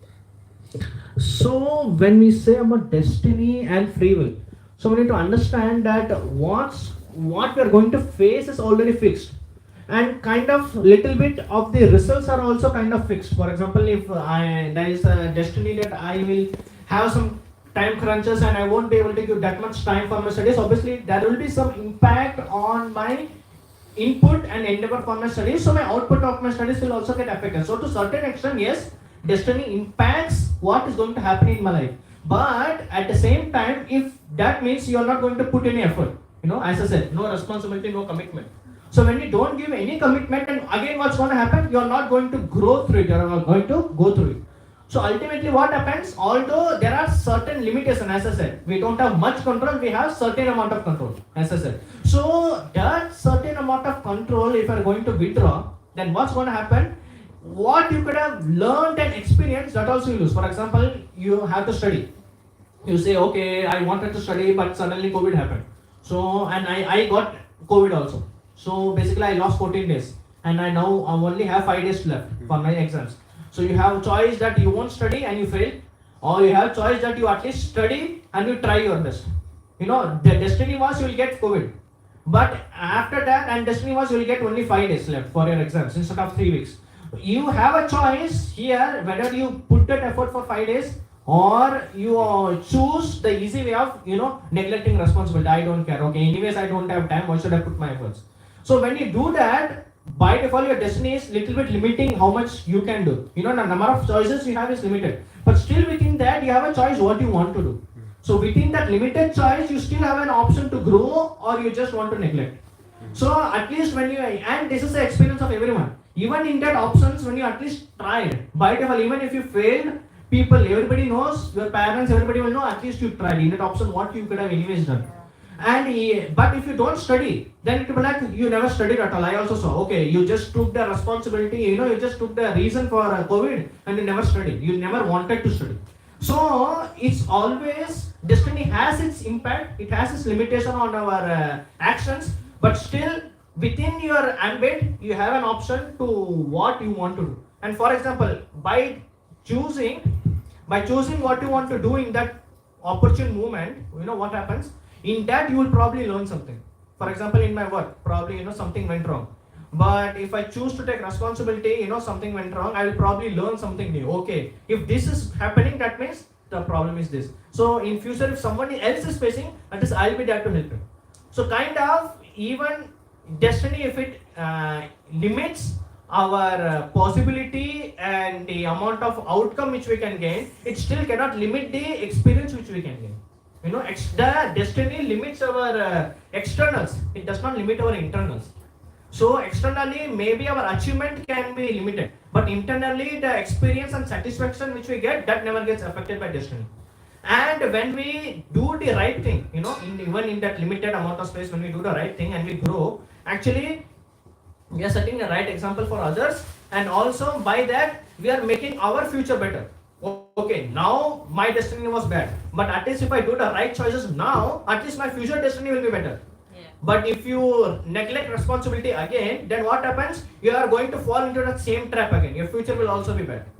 And then if you say why bad things happen to good people, basically because our choice was wrong. So that's the problem. So hence we need to understand that sometimes, as I said, life happens, as I said. Things happen, things are not in our control, we have less options in our hand, so the outcome is limited. But instead of, as karmani vadikaraste, we say in our Bhagavad Gita, you don't have a right in your fruit of action, you only have control on your duty, what you can do. So when you do your duty properly, then what happens, which means in that 5 days also I study. So what happens, although my outcome may be affected, but the experience which I get, soft skills and hard skills both, that is going to help me in the future, and it can help others also in the future, and that will also impact my future destiny. So hence it's better to play the best, use the best use of the bargain. So at least if I do good now, although it may seem unfair, but at least I don't have to face a future where I again say life is unfair. So it's better, as I said, take the inconvenience now, so that ahead we have a better future. So we can end here. Thank you everyone. And we have, as I said, books are important. So we have 2 Bhagavad Gitas coming on your way to one question.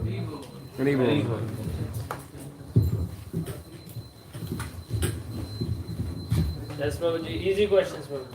Praise Girdhari प्रभु की जय। प्रभुपाद की जय।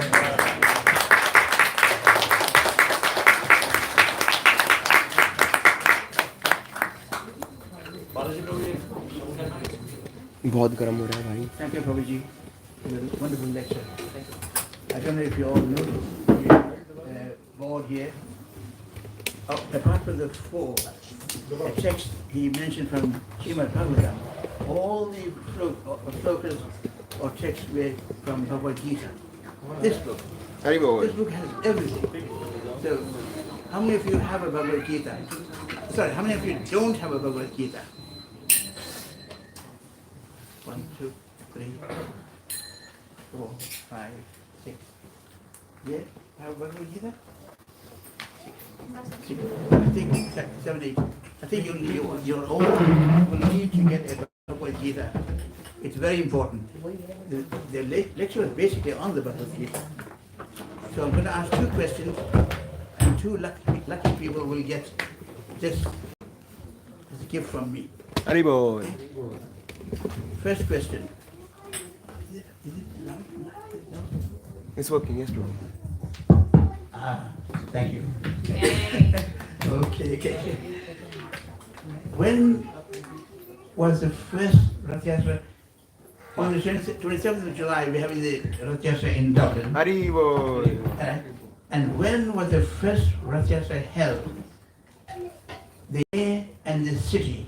I'll give you the country. The country is America. And who hosted it? Who was the first one who hosted it? So it's America. I need to say the year and the city. Put your hands up, please.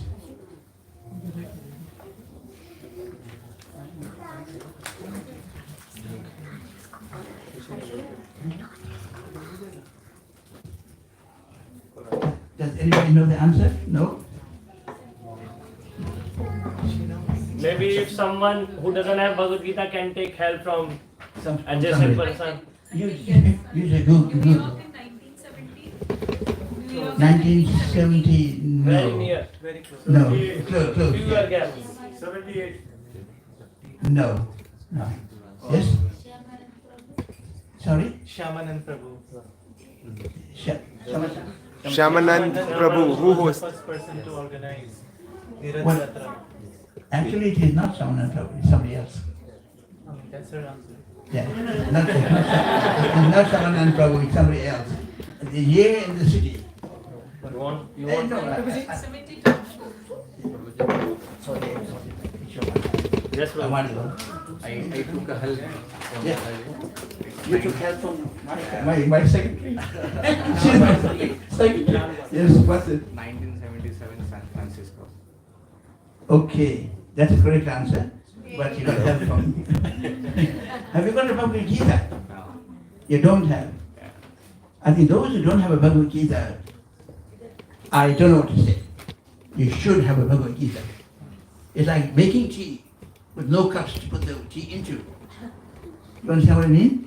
How are you going to drink the tea if you don't have a cup? Bhagavad Gita is very important. The entire lecture was based on Bhagavad Gita. And I thank very much. Giridhar, I thank you very much for the wonderful lecture he gave. Thank you. Okay, yes. Hari bol. Hari bol. Okay, the second question. How many of you went to Jagannath Puri? Not yet, Prabhu. No, I think there are a few people here. 1, 2, 3, 4, 5, 6. In Jagannath Puri, 2 things happen, and they're quite unique, and it never happens in any other city in the world. Can you take a guess what the 2 things are? Yes. In every 12 years, there is a utsav called Nobo Kalebor. When the Murti goes transferred, actually the heart of Bhagavan Krishna was transferred to one Murti to another Murti. It's called Nobo Kalebor. It happens in 12 years. Actually, that's not the 2 questions 2 answers I'm looking for. Yeah. Yes? You looking for about the temple? Yeah. about the temple. Thank you for that answer, Master. Yes, sorry, what? You cannot hear the sounds outside if you step inside the temple. You cannot hear the sound of the Yeah, no, no, that's not the answer. Anybody, yes? That is also one of the answers. That is also one of the answers, Prabhuji. One more. We can help from this lady? Right, tell me. He's saying one more. Oh, say, yes. The gopra, it's not gopra, I don't know what it called. Flag. Yeah, Flag. flag. From any different side. Neil Chakra. Yeah, the chakra. You mean the Nila chakra? Yeah, what about the Nila chakra? I don't know what was it, but in every direction we can see it pointing towards same direction. Well, that's not the correct answer about the Nila chakra. you kind of hard for it right, but you don't give me the full answer. Can anybody say something about the Nila chakra? Are you telling him? It's not fair if you're getting information from them. I'll have to operate to somebody else. I'll have to operate to somebody else. Maybe that those two answers were also correct, Prabhuji, about the temple. Neela Chakra, you can see. Prabhuji is not passing the answer. Actually, the main answer is that the birds don't fly over the Nila chakra. Yeah. That's it. Why do they not fly? Because if they do fly, then they will leave their nest. That is the answer. What's the second answer? The two parts to it. He wants to answer. You sure it is I did not talk to her. You sure? Yes, yes. Yes. Let him answer. We cannot see the shadow of the flag. Shadow of the temple. Flag. Flag above the temple. No. It's something to do with shadow, all right. But it's not the correct answer. Anybody else know the answer? Yes, Mataji. You can of yourself inside the temple. Exactly. Haribo. So, And even the temple structure. you have a Bhagavad Gita? Would you like to donate it to somebody else? Okay, if your choice. Okay, thank you. Thank you very much. Thank you. So please buy a Bhagavad Gita. It's essential. It's a basis to our culture. I mean, I don't know why some of them don't have it. It's quite cheap. It's €5 to buy one here. But today I gave it, every week I give 2 presents. So please buy a Bhagavad Gita. Thank you. Hello. So we can come in. We can come in. So on behalf of ISKCON Dublin, I would like to thank you all and welcome you all for today's Sunday Love Feast program. Haribo! Prabhu, who organized the first? So, can we give space to others who are in stairs, maybe? Yeah. I have few small announcements. Please give 2 more minutes. Haribol. Are you all with me? Can you raise your hands and say Hare Krishna, Hare Krishna, Hare Krishna. Krishna, Hare Krishna. Krishna, Krishna Krishna. Hare Hare, Hare Hare Hare. Ram, Hare Hare Ram. Ram, Ram Ram, Hare Hare.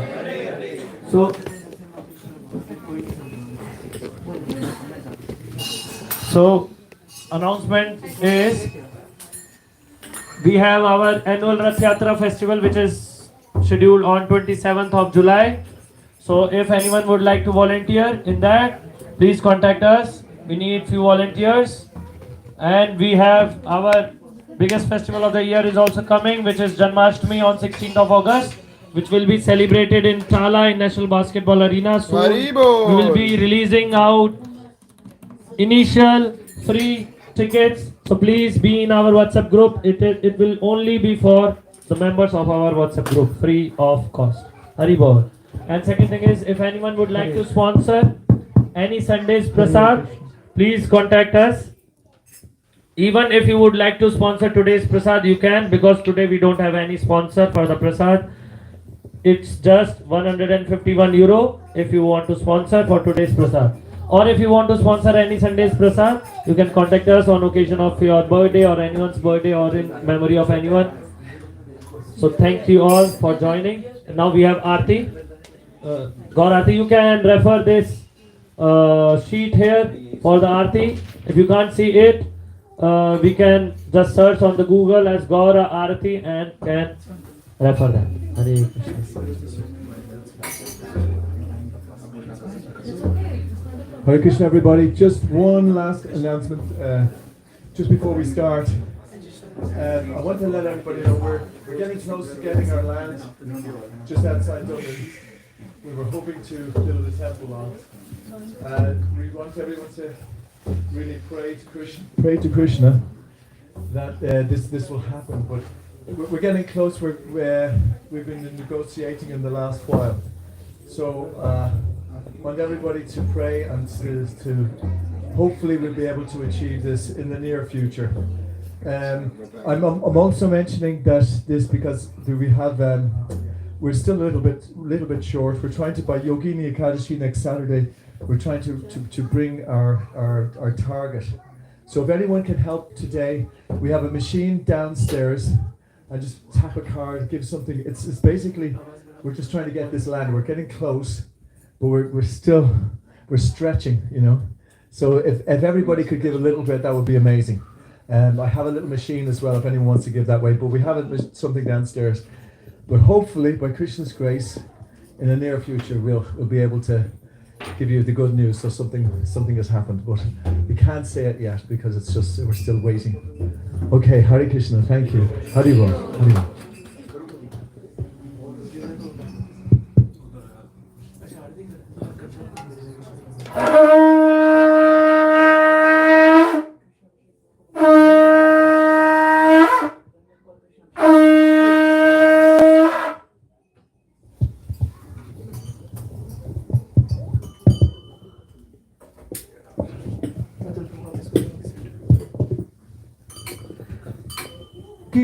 जय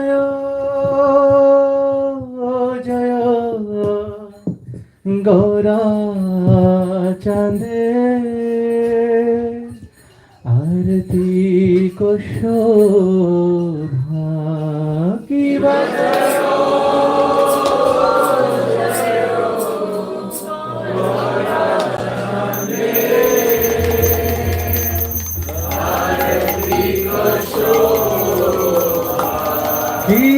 जय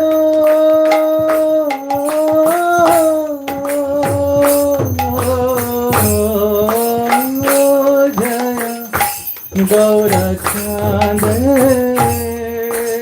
आरती को शोभा की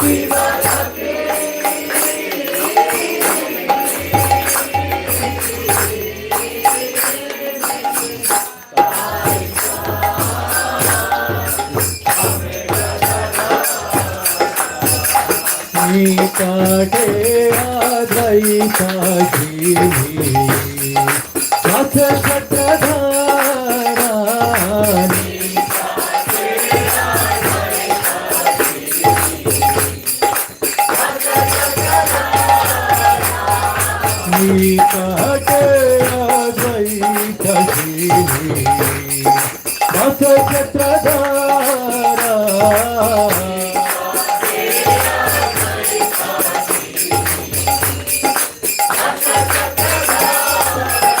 शिवपति अच्छे गौराख्यान रत्न सिंहासन की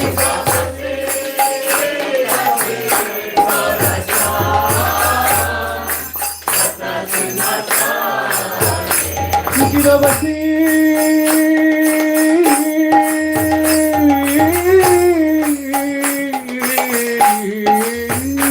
अच्छे गौराख्यान रत्न सिंहासन की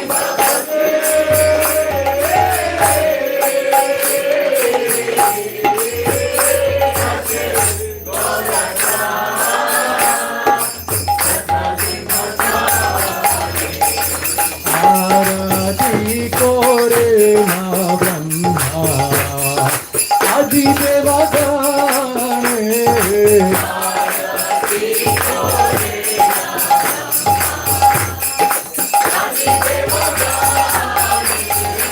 आरती कोरे ना ब्रह्मा आदि देवगणे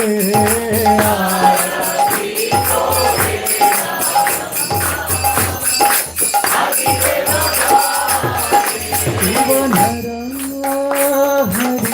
आदि कोरी समर धुराया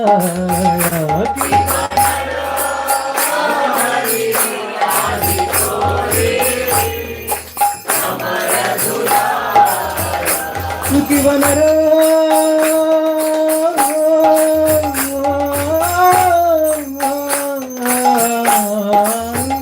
हरि आदि कोरी समर धुराया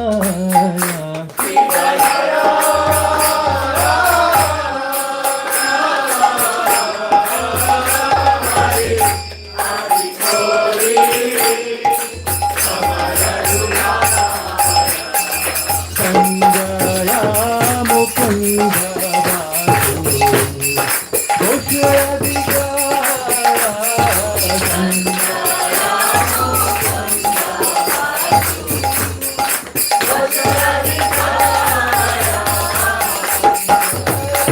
मुकुंद बासु घोष अधिकारा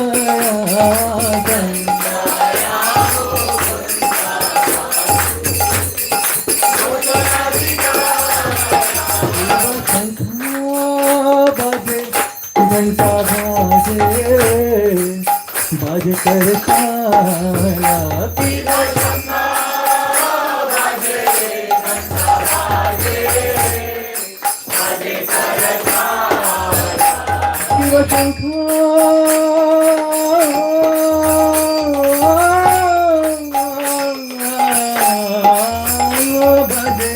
घंटा बाजे बाजे कर खाना की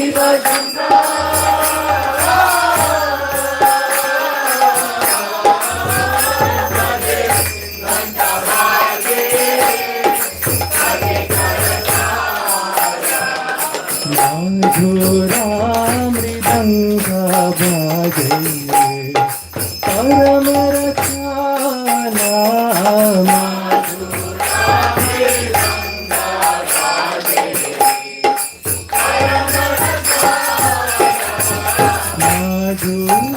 मृदंग बाजे परम रचना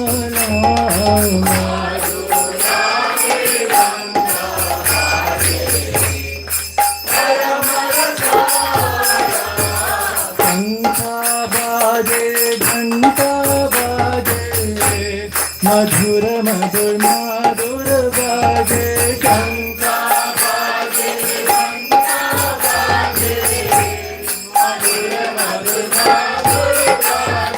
शंखा बाजे घंटा बाजे मधुर मधुर मधुर बाजे घंटा बाजे घंटा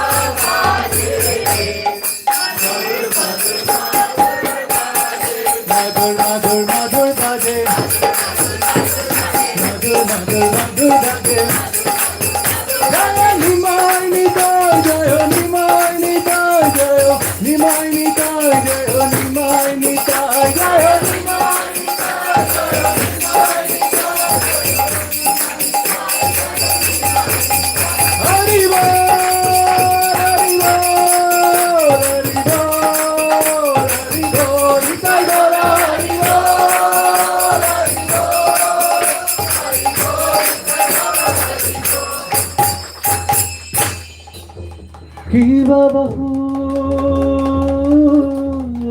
कोटी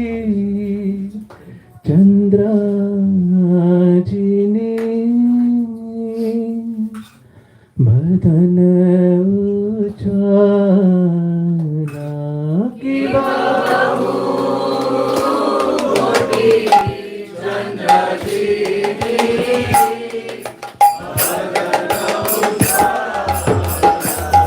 किवा बहु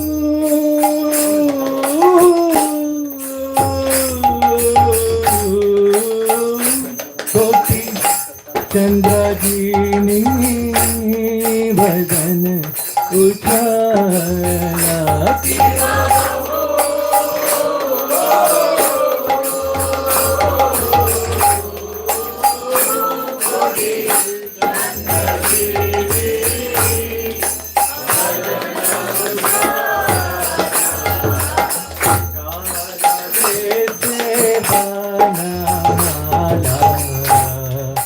तोरे झलमाला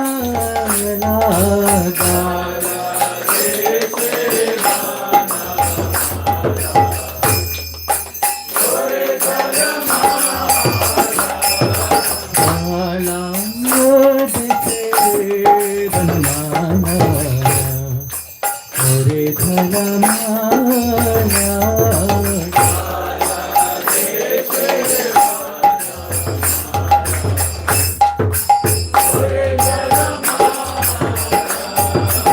शिवा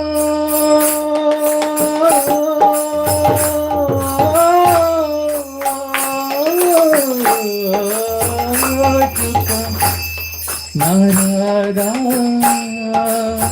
प्रेम गददा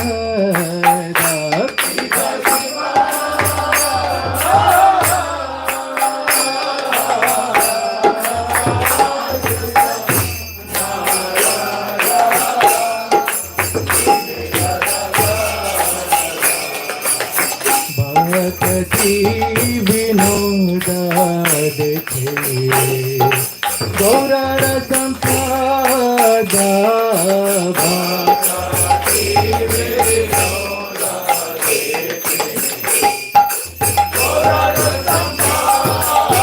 शिव सुख नारद प्रेम गदा गदा भक्ति विनोद के गौरर संपादा शिव सुख नारद प्रेम गदा गदा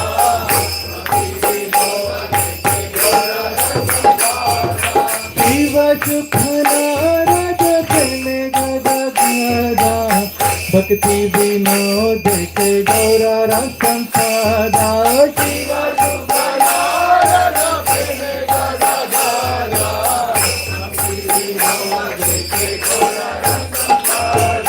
भक्ति विनोद के गौरर संपादा भक्ति विनोद के गौरर संपादा जय गौरानी जय जय गौरानी जय जय गौरानी जय जय गौरानी जय जय गौरानी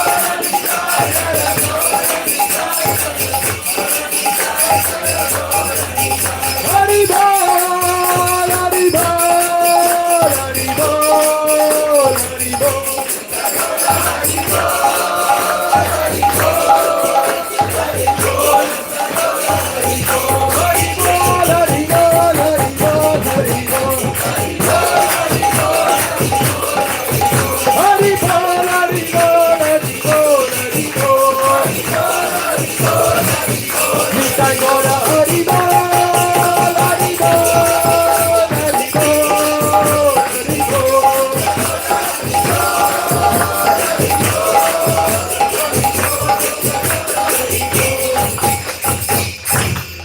जय श्री कृष्ण चैतन्य प्रभु नित्यानंद श्री अद्वैत गदाधर शिवासादि गौर भक्त वृंद जय Shri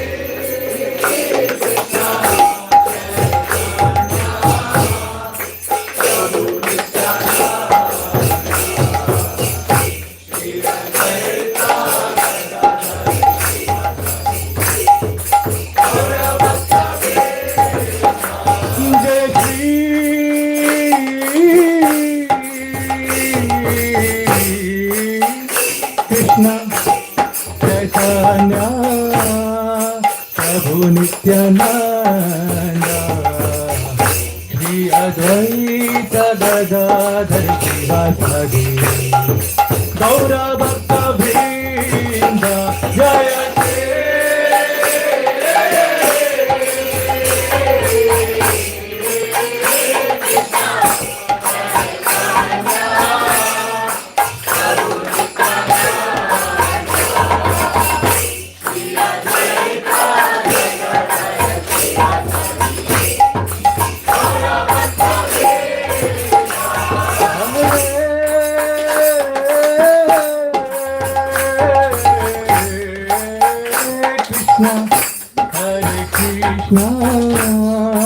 Krishna Krishna Hare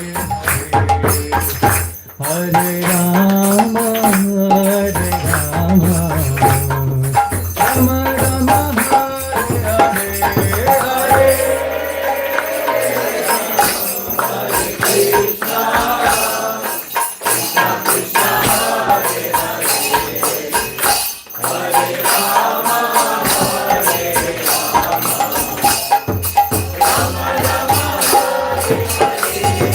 Hare Krishna, Krishna Krishna, Hare Hare, Hare Rama, Rama Hare Hare,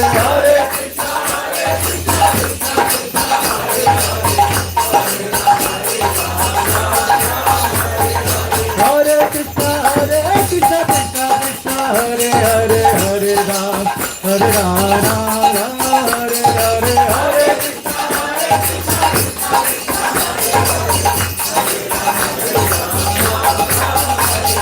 Hare Nama Krishna Yadavaya Nama Hari Haraya Nama Krishna Yadavaya Nama Hari Haraya Nama Yadavaya Madhavaya Keshavaya Nama Gopal Govinda Ram Sri Madhusudana Giridhara Gopinath Madana Mohana Shri Chaitanya Nityananda Shri Advaita Sita Hari Guru Vaishnava Bhagavata Gita Shri Sanatana Bhatta Raghunatha Gira Gopal Bhatta Dasa Raghunatha Hare Krishna Krishna Krishna Hare Hare Hare Rama Rama Hare Hare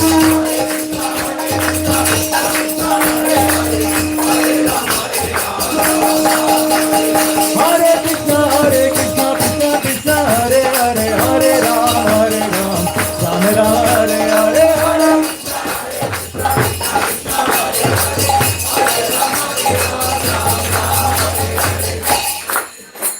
Jaya Panchatattva Jaya Panchatattva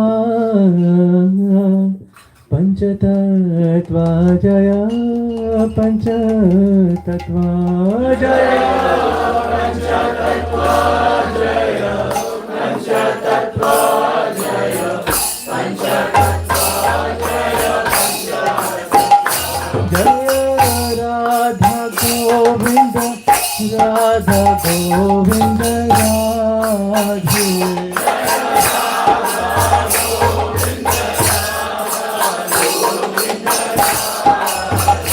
Jaya Sita Ram Lakshmana Hanuman Sita Ram Lakshmana Hanuman Jaya Sita Ram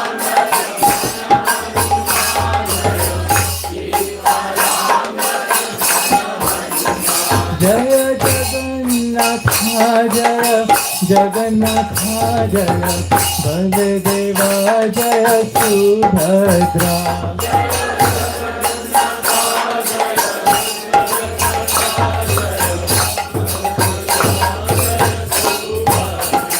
Jaya Radhe Shyam Jaya Radhe Shyam Jaya Radhe Shyam Jaya Radhe Shyam Jaya Radhe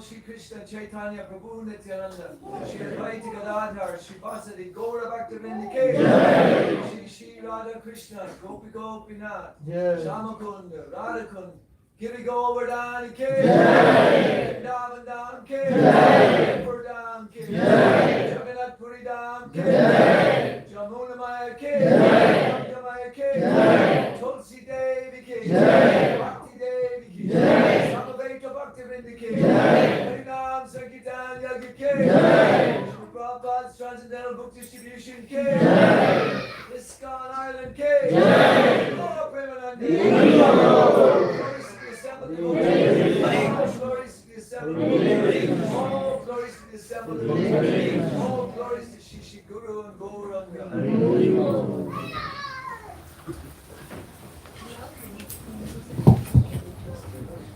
So we'll all sit down for the same prayers now.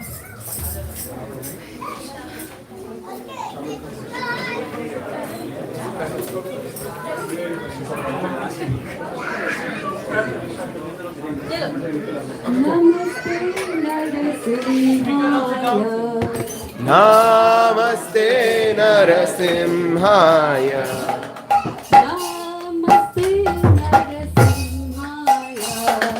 Namaste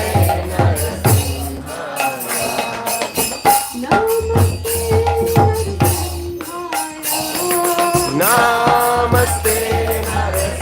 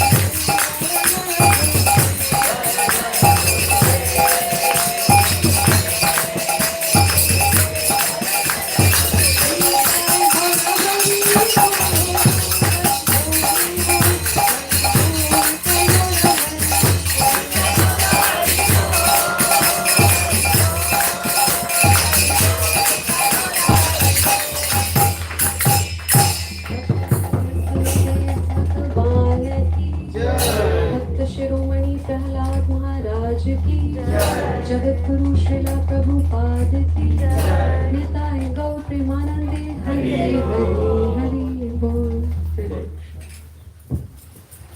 So now we'll have short kirtan, 15-20 minutes. Those of you who want to stay back, you can stay, but I request most of you to go back, go downstairs and have prasad. Hare Krishna. Hare Krishna.